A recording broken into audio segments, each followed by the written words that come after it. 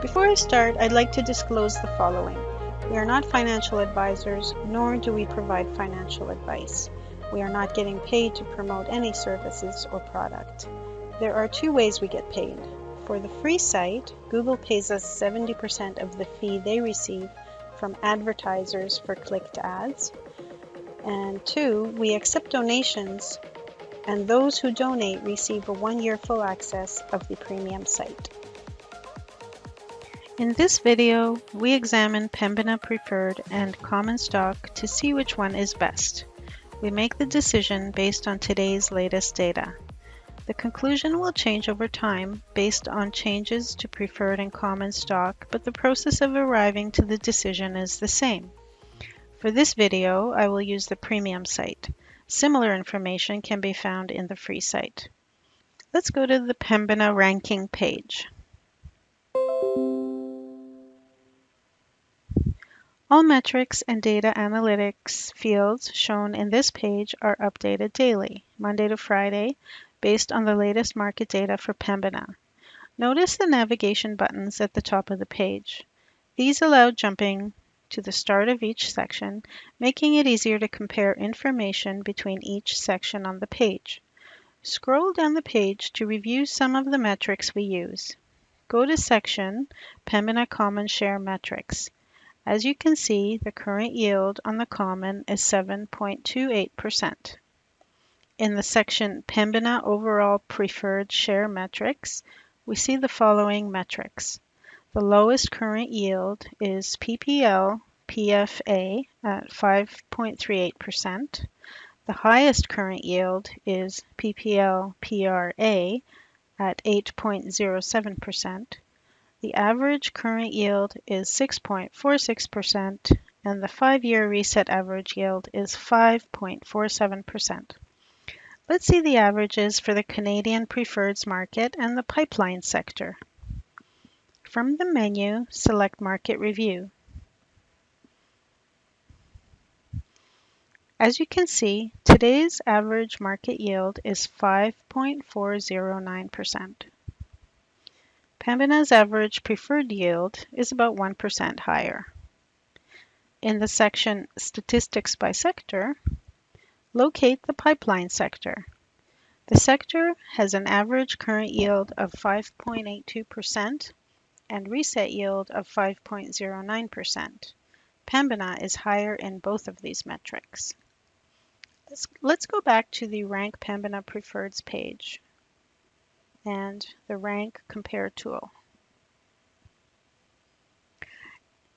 In this section, Rank Pembina Preferreds Compare tool, you can see that we have a lot of metrics, but for this decision, we choose to use only the blended yield.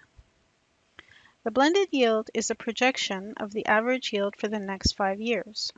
We will be comparing this to a similar metric of the common stock. To begin with, let's review the table by blended yield, the highest yield first.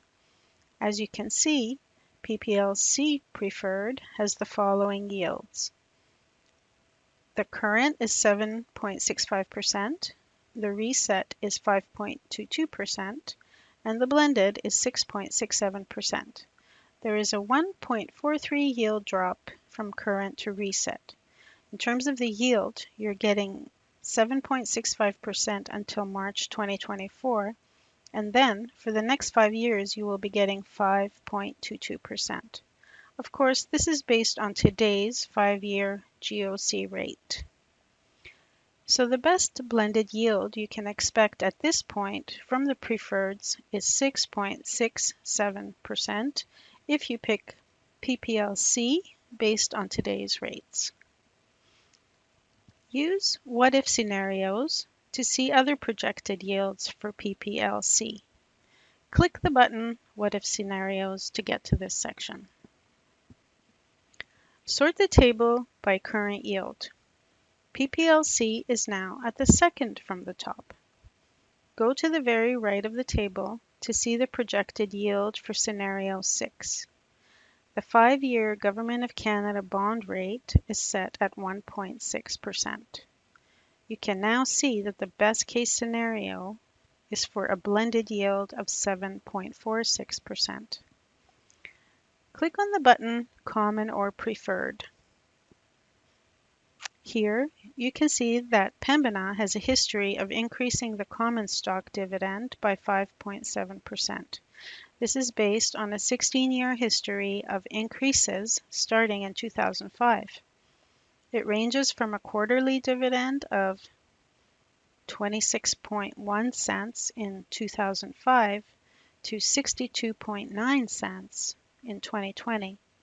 Looking at the dividend growth rate graph, you notice a plateau of the dividend between 2009 and 2011. After that, the dividend has been increasing consistently. Based on the current compound annual growth rate of the Pembina dividend, I calculate the future quarterly dividend for the next 5 years to be 66.5 cents, 70.3 cents, 74.3 cents, 78.6 cents, and 83.1 cents. Assuming the stock price remains the same at $34.60 over the next 5 years, the corresponding yields will be 7.698%, 8.137%, 8.601%, 9.091%, and 9.609%. One last item is to check the short position. Currently, this is 4.34%. Let's see what the short position is on a few more preferred share issuers.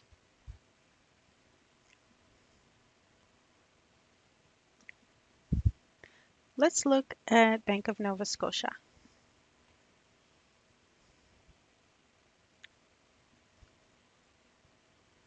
The short position for Bank of Nova Scotia is 3.97%. Let's look at BCE. The short position for BCE is 3.32%.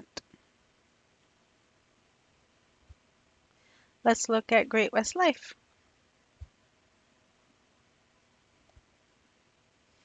The short position for Great-West Life is 3.15%. And finally, let's look at Enbridge.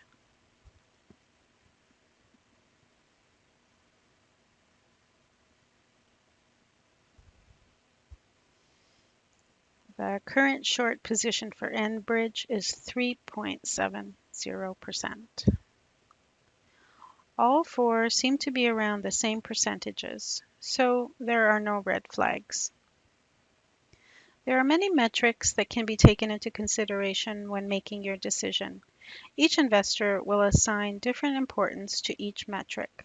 For this video, we are only using the expected yield for the next 5 years. Based on that, it's a clear decision. The best you can expect from the preferred is 6.67%.